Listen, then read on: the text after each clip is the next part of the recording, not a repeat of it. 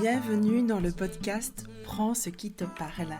Ici, nous prenons un temps pour ralentir, un temps pour se déposer, s'écouter et se retrouver. Je m'appelle Amanda et dans ce podcast, je partage des réflexions, des expériences et des clés autour de la reconnexion à soi, de l'écoute du corps, des émotions et du chemin intérieur. Considérez cet espace comme un mémo vocal que je vous envoie sans chichi, avec douceur et authenticité. Alors installez-vous confortablement car c'est parti pour l'épisode du jour. Prenez uniquement ce qui vous parle et surtout, laissez le reste. Et bonjour à toutes, bienvenue dans l'épisode du jour, j'espère que vous allez bien. On se retrouve aujourd'hui le 31 décembre 2025 au moment de la sortie de cet épisode où je vais partager avec vous 10 questions d'introspection pour faire son bilan d'année. Alors je dois vous avouer avant toute chose les filles que faire un bilan introspectif comme ça en termes de saisonnalité, moi j'aurais plutôt tendance à vous conseiller de faire ça au printemps. Donc n'hésitez surtout pas à revenir à cet épisode plus tard dans l'année si vous sentez que c'est mieux pour vous par rapport à votre énergie. Après je sais aussi que c'est souvent ce qu'on fait parce qu'on est habitué à vivre par année civile, que le nouvel an, il marque quand même quelque chose, il marque un passage dans l'esprit collectif, je vais dire ça comme ça. Et puis c'est aussi un incontournable quand on est indépendante, quand on est entrepreneur. Alors c'est pas forcément votre cas, je le sais, enfin il y en a peut-être parmi vous qui sont entrepreneurs, et souvent on fait des bilans comme ça, que ce soit professionnel ou même de vie, pour ajuster un peu notre année, pour y voir clair, pour poser nos objectifs et pour faire tenir notre entreprise, en fait, tout simplement, sinon ça ne tiendrait pas la route. Et en fait, je trouve que c'est ultra important de faire aussi des bilans de vie quand on veut se connecter à soi, quand on veut avoir une direction claire dans sa vie. Donc, cet épisode aujourd'hui, je vais vous partager les 10 questions d'introspection pour faire un bilan de vie. Je vous rassure tout de suite, les 10 questions, elles vont être notées directement en description de cet épisode, mais ici, on va surtout détailler un petit peu plus chacune des questions pour vous aider à savoir comment y répondre. Et pourquoi c'est important ? Parce que dans la vie, vous savez, il y a plein de choses qu'on ne choisit pas, qu'on ne décide pas, qui nous tombent dessus et qui sont hors de notre contrôle. Ça peut être les événements, ça peut être les autres, ça peut être la météo. Mais il y a plein de choses dans la vie qui peuvent être sous notre contrôle. Vous savez, on tient quand même la plus grande partie des cartes de notre vie et c'est à nous de les distribuer de la même manière en fonction de ce qu'on veut pour soi. Sauf qu'avant de pouvoir poser ses objectifs et de savoir vers quoi on avance exactement, c'est important d'être au clair en fait avec soi-même et c'est là qu'intervient le bilan. Donc les filles, si ça vous parle, si vous avez envie de vous choisir, si vous avez envie de faire de vous une priorité, si vous sentez que vous avez besoin de clarté pour faire des choix justes et pour vous sentir bien dans votre peau et dans votre vie, eh bien cet épisode va être pour vous et va vous parler. Écoutez, je ne vais pas faire plus d'introduction que ça, on va directement entrer dans le vif du sujet. Les 10 questions, elles sont donc en description de l'épisode.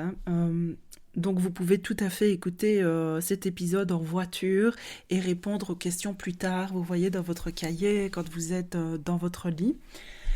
Une autre chose que je veux juste vous dire avant de partir dans les questions, c'est que ça prend du temps en fait de faire des bilans. Ça prend du temps, on ne fait pas ça en un quart d'heure sur le temps de midi, vous voyez. Ça peut prendre, moi je prends 1 heure ou 2 pendant plusieurs soirées ou plusieurs matinées vraiment.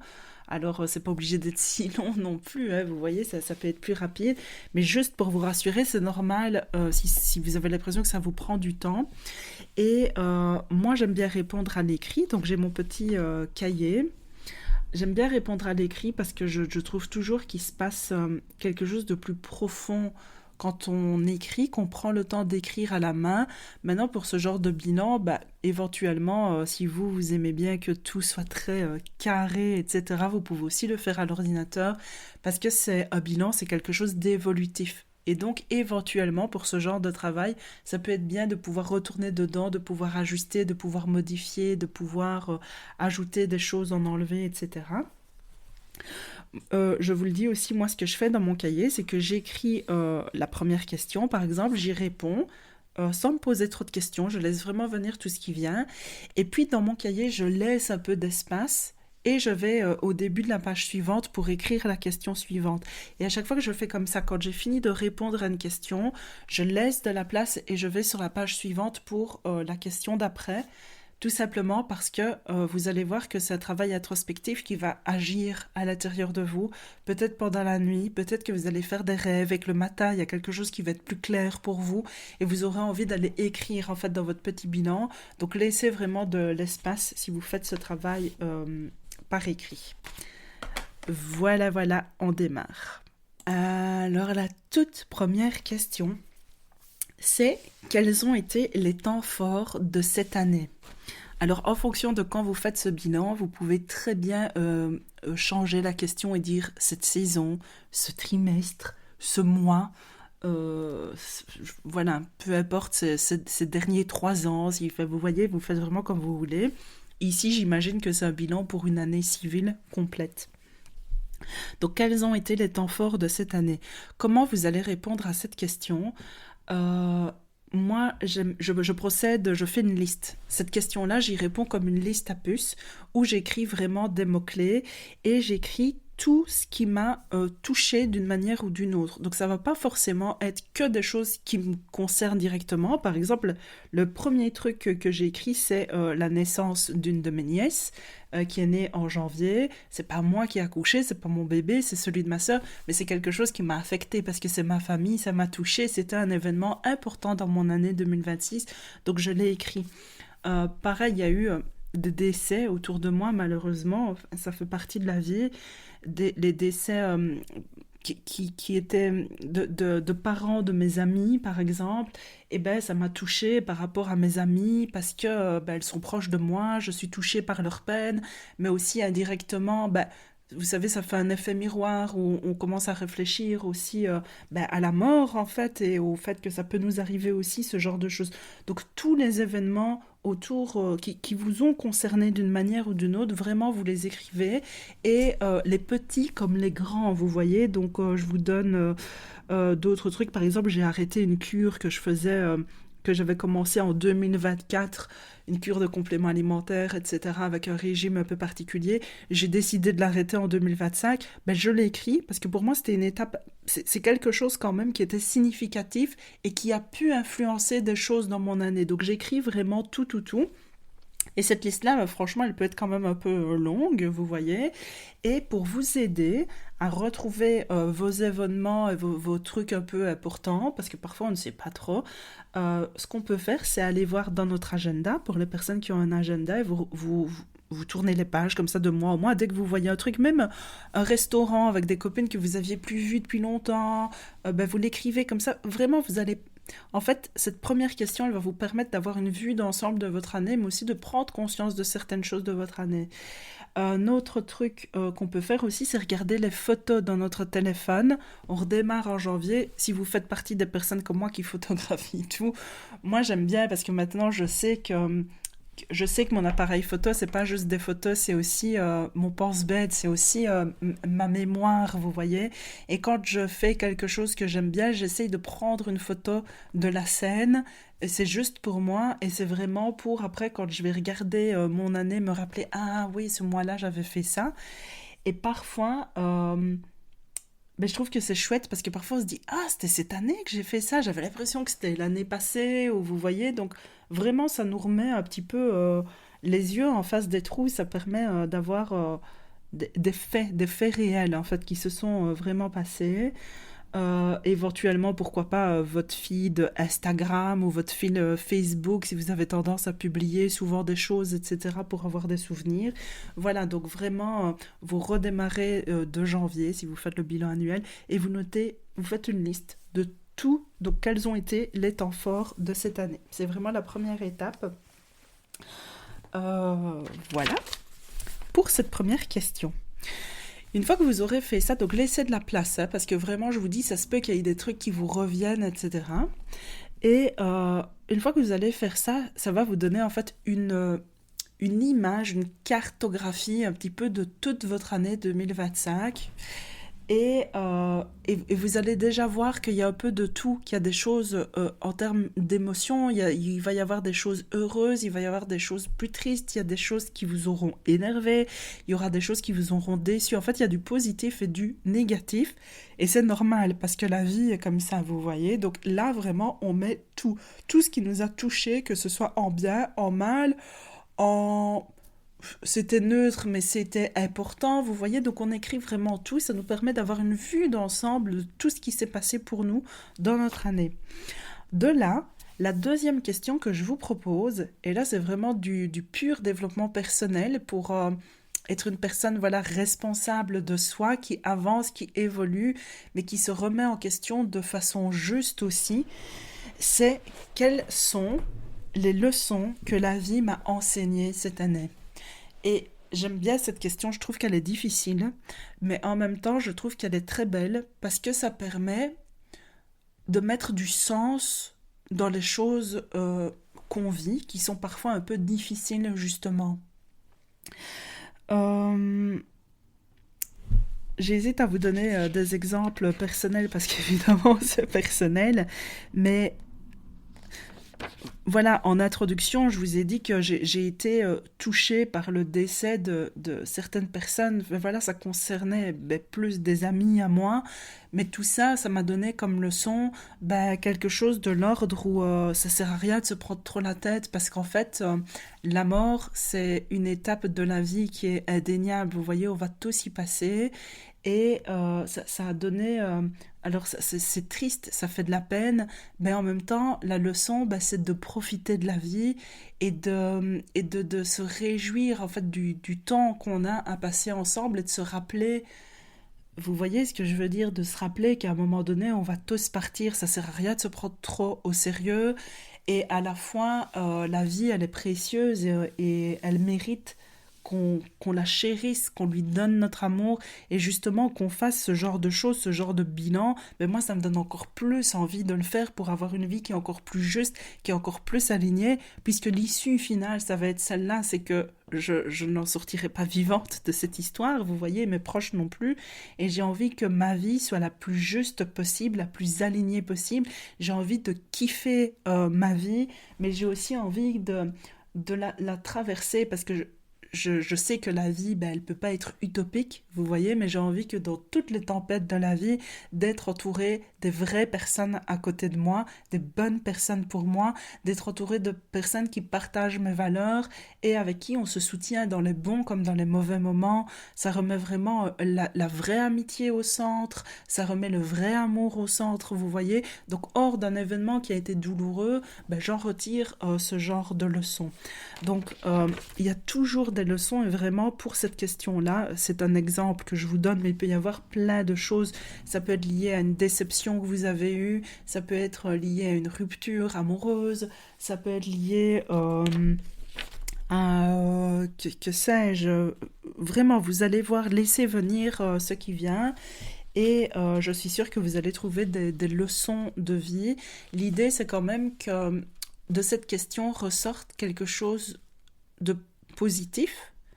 Positif, ça ne veut pas dire que c'est toujours agréable, parce que les leçons, parfois, vous savez, c'est dur d'apprendre une leçon, donc parfois c'est un peu... je dois un peu ravaler ma salive, là, pour apprendre cette leçon, ou je dois un peu mettre mon ego de côté, ou je dois un peu me défaire d'un truc qui me rassurait, que j'aimais bien porter en moi, mais là, ok, la leçon, c'est je dois me débarrasser de ce truc-là, vous voyez, mais il y a vraiment quelque chose dans cette question qui va nous connecter à beaucoup plus de sagesse, et ça fait mal, en fait. Ça peut faire mal, en tout cas, d'apprendre une leçon. Et la leçon, elle peut prendre plusieurs temps, elle peut prendre plusieurs mois, même plusieurs années pour être vraiment acquise, pour être vraiment incarnée. Et c'est pour ça que c'est très important, je pense, de la noter noir sur blanc pour pouvoir s'en rappeler. Parce qu'à chaque fois que vous reviendrez lire votre bilan au cours de votre année, vous retomberez face à ça et vous vous direz, mais purée, j'avais déjà appris la leçon.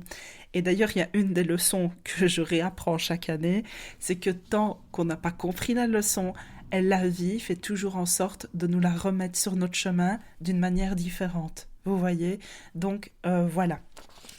Quelles sont, ou quelle est, hein, ça peut être au singulier aussi, mais en général on en a plusieurs, les leçons que la vie m'a enseignées cette année. Et j'espère que cet épisode de podcast, vous voyez que le fait de détailler un peu plus les questions comme ça, que ça vous donne envie d'y répondre et que vous comprenez un peu mieux ou un peu plus profondément à quoi ça sert de faire ça. Alors la troisième question, c'est une question que je pose très souvent, même dans mes cours de yoga, etc., dans tous mes accompagnements, parce qu'elle est primordiale, c'est qu'est-ce qui a nourri mon énergie ? Et là, encore une fois, ça peut être une liste, vous voyez, de vraiment toutes ces choses qui vous ont fait du bien, en fait, qui ont été comme des rayons de soleil dans votre vie, qui vous ont rechargé en énergie, toutes ces choses, et ça peut être des petites choses, ça peut être le détail du « tiens, je me suis levé plus tôt pour savourer mon café en silence », ça peut être ça, ou ça peut être les quelques fois où vous avez marché en forêt, ça peut être... Enfin, il y a évidemment 1 million d'exemples possibles, mais prendre conscience de ce qui nourrit notre énergie, c'est une façon de savoir, de se connaître en fait, et de savoir ce qui, pour nous fait du bien, et dans quoi on va aller puiser pour les moments où on va se sentir raplapla, pour les moments où on aura vécu, vous savez, des situations, justement, on y viendra juste après, mais toutes les situations qui nous drainent. Quand on est au bord de la crise de nerfs, quand on sent qu'on est en train de se perdre, qu'on est en train, vous savez, qu'on est dans notre roue du hamster, là, en train de mouliner, et qu'on se dit purée, je suis encore de nouveau en train de foncer là droit dans le mur, en train d'aller vers des états de fatigue, surtout pour les personnes qui ont déjà connu des burn-out, etc. Savoir ce qui nourrit notre énergie, c'est vraiment une ressource immense, et cette ressource, en fait, elle est tellement personnelle, parce qu'on est toutes différentes, que ça va être votre ressource à vous. Mais encore une fois, le fait de le conscientiser, de l'écrire noir sur blanc, c'est quelque chose de très précieux. Et c'est pas si facile que ça. Donc vraiment, prenez le temps de noter toutes les petites choses, les petites ou les grandes choses qui ont nourri votre énergie. Et ça peut passer par des détails comme un plaisir olfactif, comme... franchement, c'est pas forcément ça peut être des grandes choses, mais ça peut être aussi vraiment des petits détails. Donc vous notez tout ce qui vous traverse, et bien sûr vous laissez de la place. Quatrième question, forcément l'une ne va pas sans l'autre, c'est qu'est-ce qui a drainé mon énergie ? Et prendre conscience de cette question-là, en tout cas de sa réponse, c'est ce qui va vous empêcher d'aller dans des états de surménage, de fatigue. C'est ce qui va vous protéger énergétiquement des vampires énergétiques. C'est ce qui va vous protéger. Vous savez, je reçois souvent comme question comment on fait pour se protéger. Alors on veut brûler de la sauge, on veut faire des rituels de protection. Mais les filles, la plus belle protection énergétique que vous puissiez avoir, c'est de connaître la réponse à ces deux questions-là. Qu'est-ce qui draine votre énergie ? Qu'est-ce qui nourrit votre énergie ? Parce que c'est sur base de ça que par après, vous allez pouvoir poser plus facilement vos limites. Parce que vous allez les connaître. Vous allez savoir ça draine mon énergie et du coup, c'est ma limite. Je ne laisse personne dépasser ce truc-là parce que moi, ça me bouffe mon énergie. Et c'est très différent, encore une fois, chez chaque personne. Donc c'est important que la réponse, elle soit personnelle. Déjà, au niveau de votre énergie, ce qui vous draine, il y a l'épisode numéro 2, je crois, pour savoir si vous êtes introverti ou extraverti. Ça fait énormément. Si vous êtes introverti, ce qui draine votre énergie, c'est peut-être d'avoir trop de sollicitations, de voir trop de monde en même temps, les environnements trop bruyants, trop stimulants, etc. Vous voyez, on n'y pense pas toujours, mais ça fait tellement partie, ça peut tellement faire partie de quelque chose qui draine notre énergie. Et puis ça peut être d'avoir voulu prendre... trop les choses en charge, de vouloir gérer trop de choses, de vouloir porter tout le monde sur votre dos, de penser toujours aux autres, mais au détriment de vous-même. Voilà, prenez vraiment conscience de tout ça. Et comme toujours, vous laissez de la place. Alors, la cinquième question, je l'aime beaucoup, c'est de quoi puis-je être fière de moi, donc pour cette année, si c'est un bilan annuel, encore une fois, et vraiment conscientiser les choses de quoi vous pouvez être fier. Ça, c'est une question qui va venir nourrir l'estime de soi, et on n'est pas habitué à faire ça parce qu'on a acquis, on a appris que c'était prétentieux d'être fier de soi et qu'il fallait être humble et surtout pas se valoriser. Sauf que on est tellement de femmes sur cette planète à être mal dans notre peau, à ne pas oser prendre notre place, à ne pas oser briller et à jalouser un peu secrètement les femmes qui, elles, y arrivent, vous voyez. Et cette question-là, c'est une question déjà intime, elle est pour vous. Elle va vous permettre de vraiment renouer à votre estime de vous, d'être fier de vous. Et je suis sûre que dans votre année, il y a plein de raisons. Vous avez eu plein de raisons de pouvoir être fier de vous. Et parfois, ça peut être le simple fait je sais pas moi, d'avoir tenu le coup par rapport à quelque chose, ou d'avoir pris une décision qui était importante pour vous, ou enfin voilà, il y a toujours d'avoir commencé quelque chose, il y a toujours au moins quelque chose de quoi vous pouvez être fier. Et ça peut être lié aussi aux leçons, vous voyez, vous pouvez être fier d'avoir compris la leçon ou d'avoir pris conscience de la leçon, ou vous pouvez être fier si vous écoutez ce podcast, ça veut dire que vous êtes quelqu'un qui a envie voilà, de se connecter à elle, d'avancer dans quelque chose de juste, de faire du développement personnel, etc. Rien que ça, vous pouvez être fier de vous, de faire partie de cette minorité de personnes qui veulent vraiment changer de l'intérieur pour se transformer dans une version d'elle-même. Alors, la meilleure version de soi, je sais qu'elle est très diabolisée pour le moment, mais pour moi, la meilleure version de soi, c'est simplement la version de soi la plus authentique, la plus vraie. Donc, vous pouvez être fier de ça. Et franchement, laissez venir. Encore une fois, il n'y a pas de petite ou grande fierté. Vous les notez toutes, toutes, toutes, toutes sans exception. Question suivante. Du coup, sur base, toujours de la première question, de tout ce que vous aurez un peu débroussaillé là, qu'est-ce que j'ai envie d'améliorer ou d'amplifier dans ma vie? Il y a peut-être, vous voyez, des petits débuts de choses qui vous ont fait du bien, qui ont peut-être un peu nourri votre énergie, ou, ou que c'est des choses voilà, qui vous font du bien, mais vous ne les avez pas suffisamment mises en place cette année. Qu'est-ce que vous avez envie d'améliorer ou d'amplifier? Et ça peut être aussi bien des parts de vous. Peut-être que vous avez envie d'amplifier la part de vous qui arrête de se taire, vous voyez, la part de vous qui prend la parole, qui exprime ses idées, ses émotions. Ou peut-être que vous avez envie d'amplifier la part de vous créative. Ou peut-être que c'est pas que des parts de vous, ça peut être aussi des habitudes. Peut-être que vous avez envie d'amplifier votre nombre de pas quotidiens parce que vous savez que c'est bon pour la santé, etc. Ou peut-être que vous avez envie d'amplifier des moments de silence, de retour à vous, des moments de routine, de bien-être. Voilà, laissez vraiment venir tout ce que vous avez envie d'améliorer ou d'amplifier. Et pour le moment, on n'est pas encore en train de le programmer, on n'est pas encore tout à fait sur des objectifs, on est vraiment juste en train de conscientiser ce qu'on veut. On parlera des objectifs la semaine prochaine. Voilà, comme ça je vous dévoile déjà un petit peu l'épisode prochain. Donc la 7e question, qu'est-ce que je suis prête à vraiment laisser derrière moi? Ici, on va prendre conscience de ce qu'on laisse. Comme je vous ai dit à la première question, il y a du positif, il y a du négatif. On se rend compte qu'il y a des choses qui ont bien été, il y a des choses qui n'ont pas été. Qu'est-ce que vous ne voulez plus dans votre vie? Qu'est-ce que vous allez laisser derrière vous? Ça peut être encore une fois des parts de vous, une part, je sais pas, je donne des exemples comme ça. Moi, je sais que j'ai envie de laisser derrière moi la part de moi qui se victimise parfois. Vous voyez le côté un peu Calimero. Oh, moi, c'est toujours comme ça, j'y arrive jamais ceci, je suis pas comme cela, blablabla. Ça, c'est tout, stop, je veux la laisser derrière moi. Qu'est-ce que vous voulez laisser derrière vous?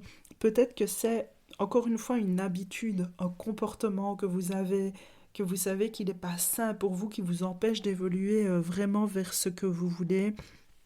Peut-être que ça peut être une relation, peut-être que ça peut être une situation, voilà. Donc conscientiser ce qu'on veut laisser derrière soi, ben, c'est aussi une façon le fait de l'écrire, c'est aussi un rituel, vous voyez, c'est aussi une façon de tourner la page, de fermer une porte et de conscientiser noir sur blanc que ce truc-là, on ne le veut plus dans notre vie, on ne l'emporte pas avec nous.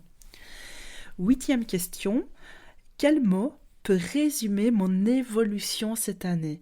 Alors cette question, je la trouve très liée au fait, à la question donc de quoi puis-je être fier, vous voyez. Et ici, c'est vraiment connecté à l'idée de, vous avez forcément évolué dans votre année. Quel mot vous pouvez mettre là-dessus? Un adjectif, quelque chose de gentil évidemment pour vous, quelque chose de positif. Un mot, voilà, positif qui résume votre année. Et positif dans le sens votre évolution. Donc même, je sais bien qu'il y a des années qui sont plus difficiles que d'autres. Je sais qu'il y a des années où on vit des drames, on vit des choses qu'on n'a pas choisies. Je vous le disais en début d'épisode, il y a des choses qu'on ne choisit pas, mais il y a des choses qu'on peut choisir. Peut-être que vous avez vécu une série d'événements que vous n'avez pas choisis, que c'était douloureux pour vous, mais malgré tout, de quoi vous pouvez être fier de vous, et donc quel mot peut représenter cette évolution intérieure et que vous pouvez mettre en avant. Encore une fois, ça vient travailler sur l'estime de soi, de répondre à cette question-là, et ça permet aussi de vraiment conscientiser nos forces, nos ressources, nos points forts sur lesquels on peut s'appuyer. L'avant-dernière question, on a déjà presque fini. Donc la 9e question, c'est les 3 grandes gratitudes pour cette année écoulée. Et là aussi, moi je vous dis 3. Je trouve que 3 c'est un minimum syndical. Il faut vraiment prendre le temps, les filles, de trouver 3 gratitudes. Ça peut être lié aux leçons de vie, vous voyez, dans le sens où avoir de la gratitude pour quelque chose, on peut avoir de la gratitude même à travers un événement qui a été douloureux. Dans le sens où, vous voyez, on fait ressortir la leçon, là aussi on peut faire ressortir la gratitude de quelque chose. 3, c'est un minimum, mais n'hésitez pas à en mettre plein si vous en avez plein. Et je ne sais pas si je vous ai déjà beaucoup parlé de la gratitude dans ce podcast, mais la gratitude, c'est un des sentiments les plus puissants. En fait, ressentir la gratitude, c'est vraiment quelque chose qui nous fait vibrer très très haut. C'est vraiment quelque chose qui va nous sortir de tous les états dans lesquels on est enlisé, parfois dans des états un peu dépressifs, quand on est dans la rancune, quand on est dans un bad mood. La gratitude, c'est vraiment quelque chose qui va nous rendre légère et qui va nous faire monter. Vous voyez, ça nous charge en amour, ça nous charge en reconnaissance. Et quand on est dans la gratitude, on ne peut que briller en fait. Et on ne peut que se sentir bien. Donc quoi qu'il vous soit arrivé, vraiment toujours se connecter à la gratitude, c'est quelque chose qui va nous rendre de la force, qui va nous rendre de l'énergie et qui va nous aider en fait à voir les choses clairement parce qu'on va être dans quelque chose de positif. Et donc et je suis émue parce que je lis ce que j'ai répondu en même temps que je vous parle. Mais donc voilà, vraiment 3 grandes gratitudes pour cette année et c'est un minimum, les 3 grandes gratitudes. Et enfin, la dernière question, on va tout doucement commencer vers nos objectifs, mais on va détailler ça beaucoup mieux dans l'épisode de la semaine prochaine. Eh bien, c'est sur base de tout ça, tout ce que vous venez de répondre, 3 grands objectifs pour 2026, ou pour la prochaine saison, ou pour, peu importe.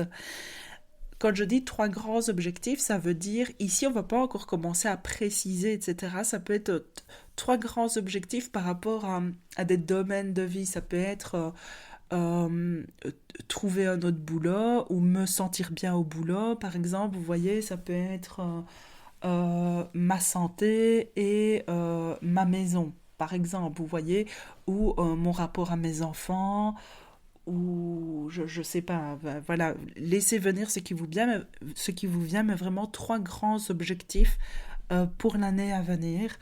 Et voilà les filles, comment faire votre petit bilan 2025. J'espère que cet épisode de podcast vous a plu. Je vous avais fait des publications sur Instagram, sur Facebook, donc je vous avais déjà partagé ces 10 questions. Et l'air de rien, je me rends compte que j'ai eu des choses à vous dire dans cet épisode de podcast. Donc j'espère que ça vous a plu, que ça va vous aider. Je pense aussi que quand on comprend en fait pourquoi on fait les choses, ça nous aide à les faire. Et évidemment, toutes ces questions, je vous invite à y répondre avec le plus d'honnêteté possible, le plus de sincérité possible, mais tout en vous mettant dans un état d'esprit positif. Et j'insiste là-dessus, pourquoi ? Parce que je sais que quand on traverse des périodes de crise, des périodes de doute, des périodes de transition, il arrive qu'on soit justement dans un état un peu où on n'est pas bien, et du coup le verre est à moitié vide et tout est un peu gris. Et si vous restez dans cet état-là, ça va en fait colorer vos réponses et ça va pas vous donner une belle orientation, vous voyez. Donc essayez juste de vous mettre un tout petit peu dans un état positif et d'imaginer vraiment que vous faites ça pour vous, pour améliorer tous les domaines de votre vie qui vous donnent envie d'être améliorés. Ça va, donc n'hésitez pas à me dire ce que vous en avez pensé. Dites-moi si vous allez le faire, si vous allez le faire à l'ordi, si vous allez le faire à l'écrit. Et aussi dites-moi si ça vous plaît que la semaine prochaine on fasse donc un épisode sur comment poser maintenant ses objectifs et comment faire en sorte surtout de les réaliser. Je vous dis à la semaine prochaine. Je vous souhaite un très bon réveillon du Nouvel An si vous l'écoutez le 31 décembre et que vous le fêtez. Et dans tous les cas, je vous souhaite à toutes une merveilleuse et excellente année 2026. Et je suis presque sûre que ça sera le cas. Parce que si vous avez écouté cet épisode et que vous mettez tout ça en place, eh bien vous voyez que le fait de passer une bonne année, ce n'est pas que de la magie, ce n'est pas que de la numérologie. Oui, on entre en année 1 en numérologie, mais c'est aussi un choix, c'est aussi le fait de se dire j'ai du pouvoir sur moi, j'ai du pouvoir sur ma vie et maintenant je vais agir avec conscience en ce sens. À bientôt. Et voilà, l'épisode du jour se termine. J'espère qu'il vous a plu, qu'il vous a apporté quelque chose, peut-être une prise de conscience, peut-être simplement le sentiment de vous sentir moins seul. Si cet épisode vous a plu, qu'il vous a fait du bien, vous pouvez le soutenir en vous abonnant, en laissant quelques étoiles ou un commentaire. Ces petits gestes font vraiment la différence. Et puis si vous ressentez l'élan d'aller plus loin, je vous ai préparé une to-do list pour vous accompagner dans votre retour à vous. 50 idées d'actions concrètes à piocher librement sans pression. Vous trouverez le lien dans la description. Merci d'avoir partagé ce moment avec moi. On se retrouve la semaine prochaine et d'ici là, prenez soin de vous.